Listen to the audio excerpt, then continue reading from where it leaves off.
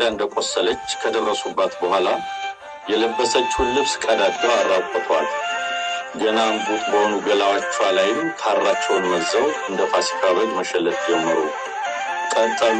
የጥላቻቸው ዓይን የሚከፈተው አማራ ከሚለው ስማችን ነውና አማራ ብላ በክንዶቿ ላይ የተነቀሰችውን ንቅሳት በያዙት ጩቤ ከቆዳዋ ላይ ገፈፉት።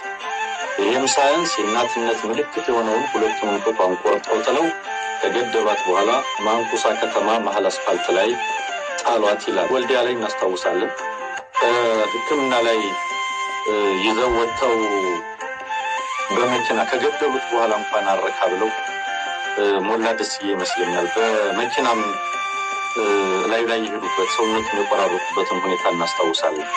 በተለያየ አጋጣሚ እነዚህን መሰል እጅግ በጣም ዘግናኝ የሽብርና አስነዋሪ ተግባራትን የሚፈጽሙ ወራሪ ነው ወደ አማራ ክልል የተላከው። የእነዚህ ሰዎች ጭካኔ ዛሬም ድረስ ጡት ተቆርጦብናል 100 ዓመት በፊት 150 ዓመት በፊት ብለው ሐውልት ያቆሙ ሰዎች ናቸው። ሐውልት የሚቆመው ጡት ተቆረጠብን ብሎ ሐውልት ያቆሙ አካላት ሐውልት ያቆሙት ያንን ታሪክ ሊደግሙት ሊያድሱትና ሊቀጥሉበት መሆኑ እጅግ በጣም አሳዛኝ ነው።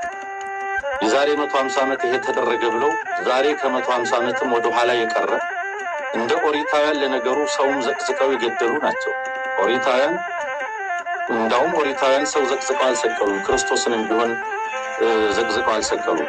እነዚህ ግን ከዛ በባሰ መንገድ ሰውን ዘቅዝቀው የሰቀሉና የገደሉ ናቸው። ሐውልት አቁመዋል። ሐውልት ካቆሙም በኋላ ግን ያንን የሚያስንቅ ዛሬ አንገት ይቀላሉ፣ ዛሬ ጡት ይቆርጣሉ፣ ዛሬ እጅ ይቆርጣሉ። በጣም በሚዘገንን መንገድ በምን ያህል የሞራል ልዩነት ውስጥ ምን ይሄ እዚህ ውስጥ የሞራል ደረጃ ልዩነት፣ በስነ ልቦና ደረጃ ያለው ልዩነት፣ በህገ ወጥነት ደረጃ የት ድረስ ልዩነት እንዳለ የሚያሳይ ነው። በነገራችን ላይ ሰሞኑንም ከኦሮሚያ ልዩ ኃይል ወደ አማራ ክልል ተልኳል ሲባል ይህንን የመሰለ ግፍ እንዲፈጸም ነው የተላከው። አማራ የተባለን ፍጡር አማራ የሚለውን ስም እንግዲህ ቆዳ ላይ ክንድህ ላይ አማራ ተብሎ ስለተጻፈ ቆስላ የተያዘች ታዳጊ በጩቤ ቆዳዋ ያ ስም የሚፋቅበት ምን ሎጂክ አለ? ምን ሰብአዊነት አለ?